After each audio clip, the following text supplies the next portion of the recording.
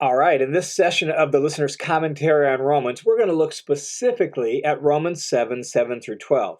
But before we look at the details of that small paragraph, I want us to step back for a second and just look at really an overview of Romans 7 through the end of Romans 7:25, and make sure we understand that whole section in its proper context in the proper way, because this section has been subject to a lot of misunderstanding because we haven't paid attention to both the immediate context and to the questions that Paul is answering, okay? And so we need to bear in mind as we look at Romans 7 through 25, that this whole section, these two paragraphs, is really dealing with the problem of the law.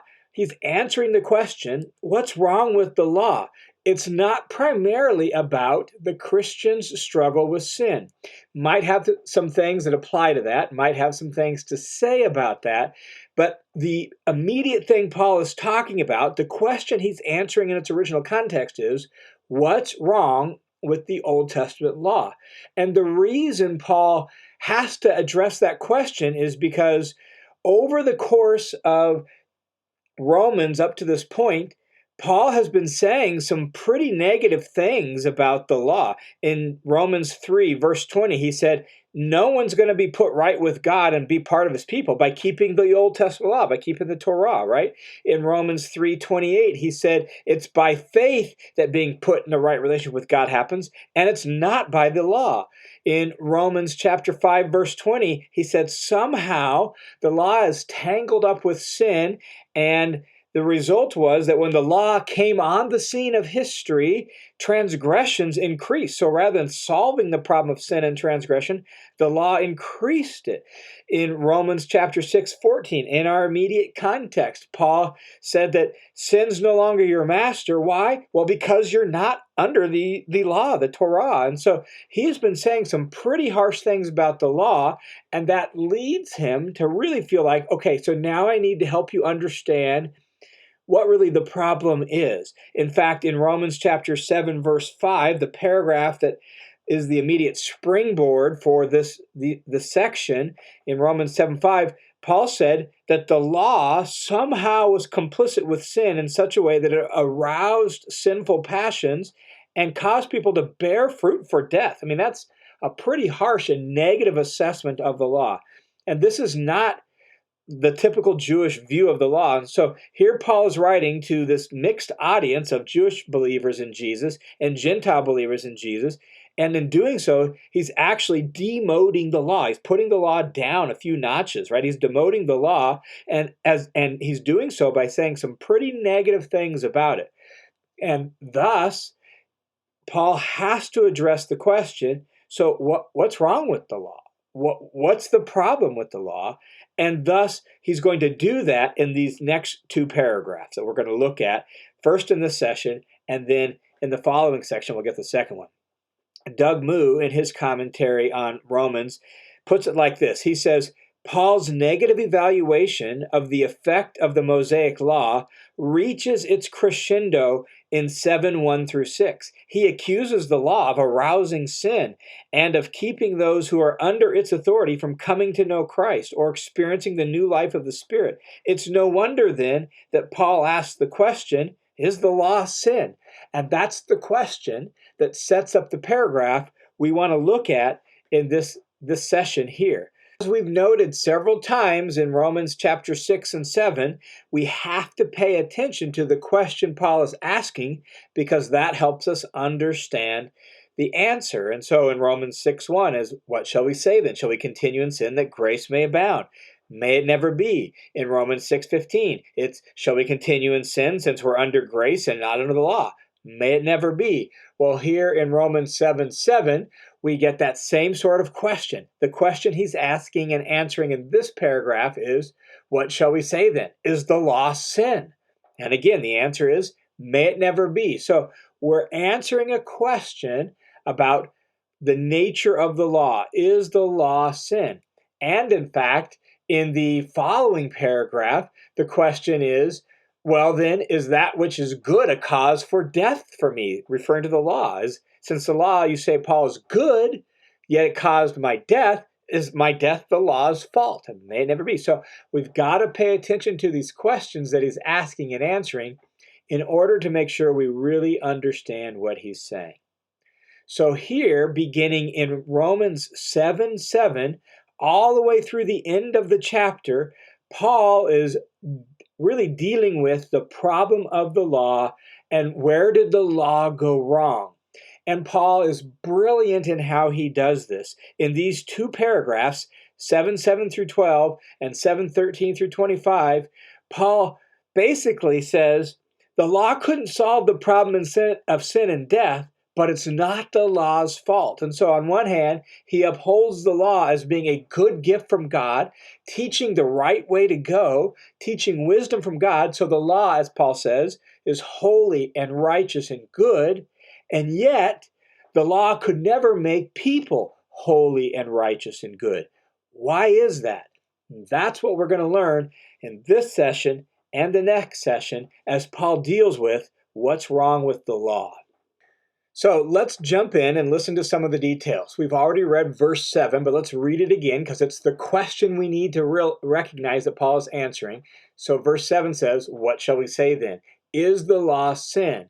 May it never be." And remember, that question really is spurred out of what he said in the first paragraph of chapter 7, where he accused the law of arousing sinful desires and said that people need to die to the law so that they can actually bear fruit for God. And so the natural question is, well, then the law must be the problem. Is the law sin?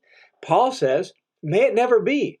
That's the wrong answer. That's not the right way to think about it. We got to think more precisely and clearly about it. So yes, the law's day is done. Yes, people had to die to the law, but no, the law is not sin. So how do we understand this? Well, Paul's going to go on and explain. So continuing to read in verse 7, Paul says, on the contrary, in other words, the law is not sin. Rather, he says, I would not have come to know sin except through the law. And so, as we noted in our last session, this is playing off of Romans chapter 5, where Paul says that there was a time when sin was in the world before the law, then the law came into the world, but the effect of the law coming into the world, Paul says there at the end of Romans 5, is that it actually increased transgression. And Paul really is dealing with that same idea here. So the law isn't sin, but what the law did do was it named sin.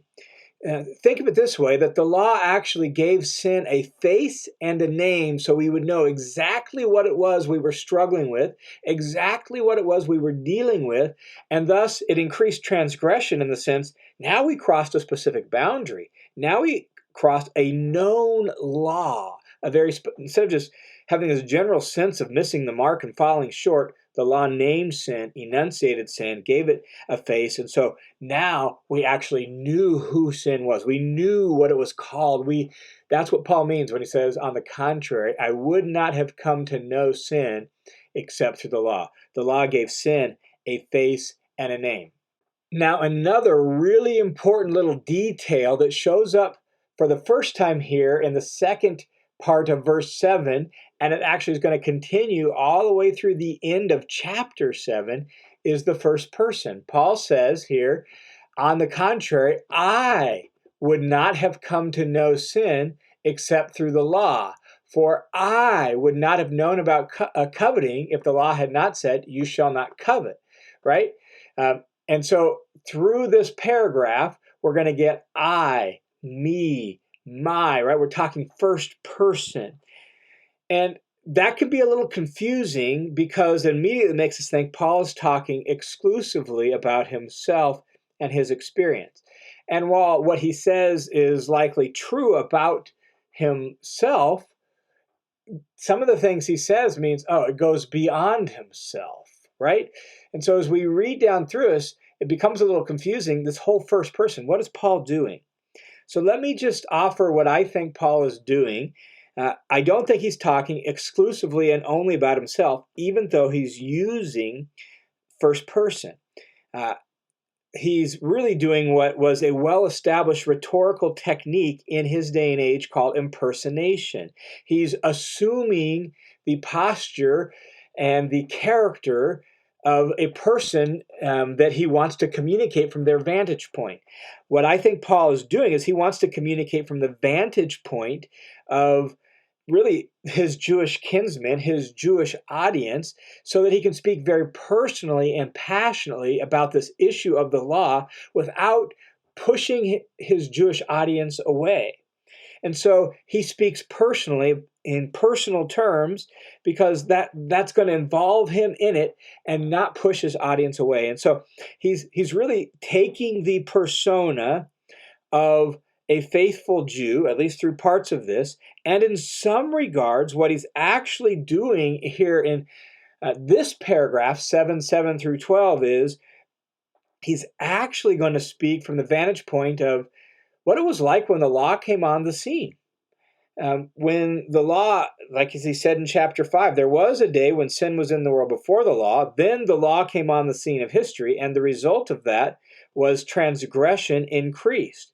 And Paul is just really, in kind of dramatic fashion, telling that story again, using the first person here so that we can understand what happened with the law and how the law had this effect of increasing sin, increasing transgression.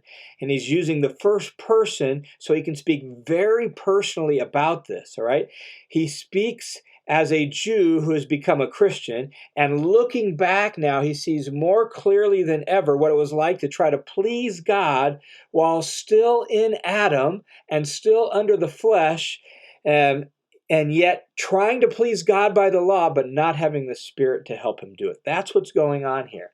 And so he says, I would not have come to know sin except through the law. The law named it. And then he gives an example in this last little bit of verse 7. He uses the example of coveting. Commandment number 10 in the 10 Commandments. He says, for I wouldn't have known, usually translated known about, but it's know in like the deep sense, the personal sense. I wouldn't have known what coveting was if the law hadn't said, you shall not covet. Doesn't mean he wouldn't have experienced coveting. Sin was in the world before the law, right? But the law gave it a name. Oh, that's what I'm experiencing. That's called coveting. Now I know what that is. And did the law set you free from that? Well, that's the problem. The law did not.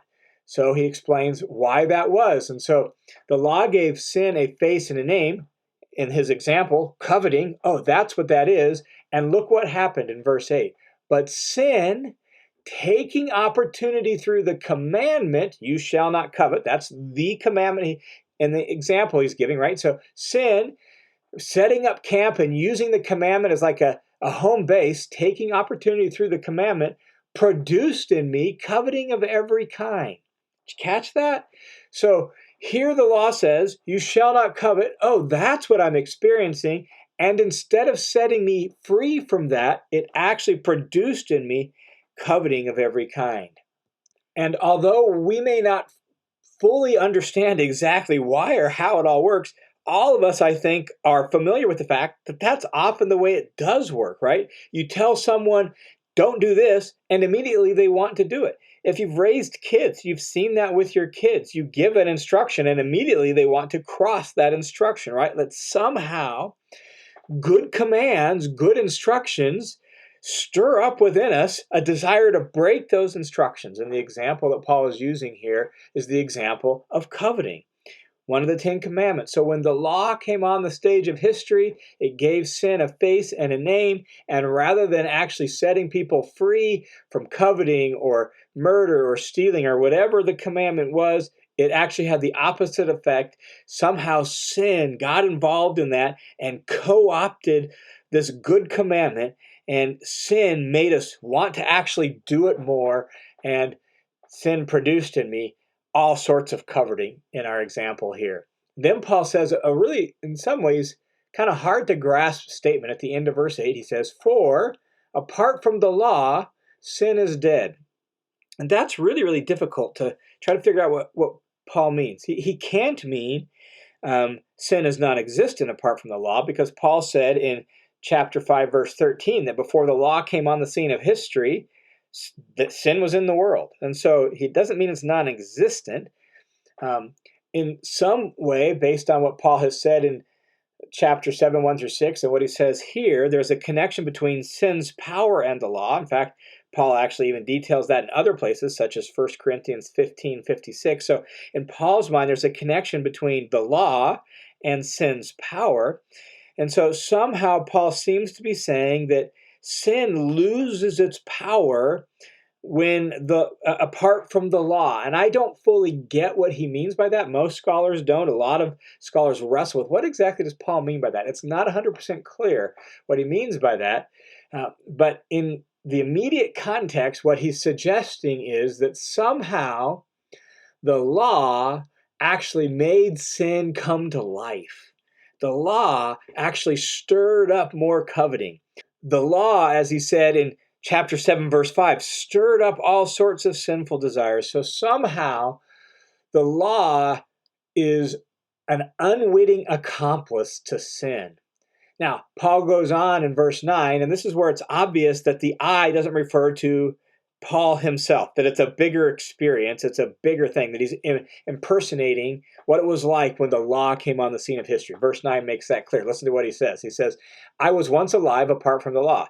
That was never true for Paul. Paul was born during the days of the law.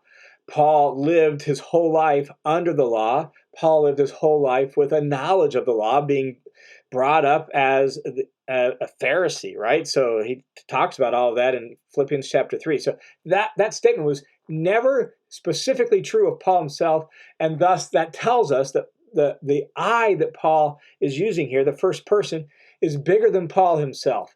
He is taking on the posture or the persona of somebody who, in verse 9 here, who was alive before the law came on the scene. This is what it was like when the law came in the world. This is what happens when all of a sudden the law took force in this world. So I was once alive apart from the law, but when the commandment came, sin somehow became alive and I died. And so picture, if you will, what Paul said in chapter 5, verse 13. Sin was in the world before the law came on the scene. All of a sudden, the law comes on the scene, and what happened? Did it bring life? Did it put sin away? Actually, no. The opposite happened. When the commandment came, in other words, when a specific commandment, such as you shall not lie, you shall not steal, or in our case, you shall not covet, when that came on the scene there at Mount Sinai, right, when the law was given, what happened? Well, what happened was it actually fanned into flame sinful desires, and people died. You can read the story in Exodus chapter 20, where even there, literally in that historical moment of the law being given, you have people sinning and committing adultery and being unfaithful to God in that very moment. That very moment. And so when the law came on the scene, the law actually did not set people free from sin and death. It's an unwitting accomplice to it. And that's Paul's point here. Now, verse 10, he says, and this commandment, which was supposed to result in life, right? It was a good commandment. It had as its goal to result in life. It actually proved, Paul says, to result in death for me. Why? Well, he restates in verse 11, for sin, taking opportunity through the commandment, deceived me, and it killed me. So was it the law's fault? Well, no, not really. It was sin. Sin is so sneaky, so vile, so powerful that sin somehow co-opted the law and twisted the law from its good life-giving intent and purpose and used it to become a source of deception and death. And thus, Paul ends this paragraph by saying, so then, the law, it's not the law's fault. The law is exonerated. The law is holy, and the commandment is holy and righteous and good. So Paul wants to make sure he doesn't totally push away his Jewish audience, right? He wants to make sure people don't overstate the problem of the law. The law itself is good. Its commandments are holy and righteous and good. The law tells us wise things, right? It's supposed to be a source of life. The problem is that it couldn't put sin to death. The problem is Sin somehow co-opted the law and used it for deceitful, death-dealing purposes rather than actually bringing life. So, is the law sin? No, but the law was taken advantage of by sin and used by sin, and thus it became a source of death. And the law, therefore, is not going to be the thing that brings life. It's not going to be the thing that puts people into a right relationship with God. It's not going to be the thing that sets people free from the law of sin and death. There's got to be another way. All right, now before we leave this, I want to make sure we hear what Paul says here in verse 12. So then, the law is holy, and the commandment is holy and righteous and good. And the reason I want to make sure we hear this is because I think all too often in the church, I've heard too many people run down the Old Testament law, denigrate the Old Testament law in ways that the Apostle Paul never would. Now, the Apostle Paul, as I noted in the introduction, has said some pretty negative and harsh things about the law. And yet here, he restates this idea that the law is holy and righteous and good. So somehow we have to be like Paul and hold these two things in tension with each other. That the law is holy and righteous and good, but the law actually could not and never did achieve the ultimate purpose for mankind that God dreamed of. And the reason it didn't was because it couldn't take dead in sin people and make them alive. So it's not that the law itself is bad, it's that the people it was trying to fix, the people it was trying to uh, teach the right way to, were so dead in sin, the law couldn't solve their problem. So the law actually taught the right way to go, the good way to go, the holy way to go. It just couldn't make dead in sin people holy. And thus, it's really important for us to not overstate what's wrong with the law, because the law, as Paul says, is holy and righteous and good.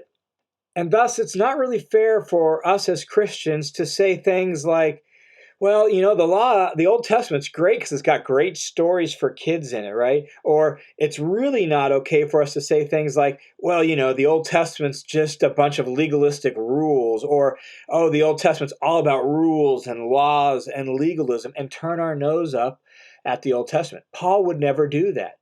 Paul actually says here the Old Testament is holy and righteous and good. Paul says in other places that things taught in the Old Testament are for our instruction and they're useful for us.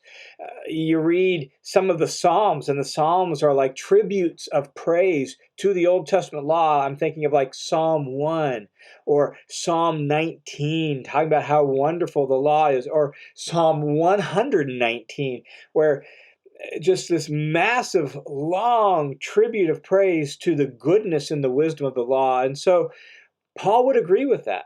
The law is not bad in the sense that it taught the wrong way to go, or that it's just a bunch of legalistic rules. The law, Paul says, is holy and righteous and good. So Paul manages to love and honor and esteem the law, and yet put the law in its proper place. The law's job was never intended to be the final word on how God is going to make all things new. It was never intended to be the final word on how God is going to make people back into the kind of humans he designed them to be. The law was never intended to do that.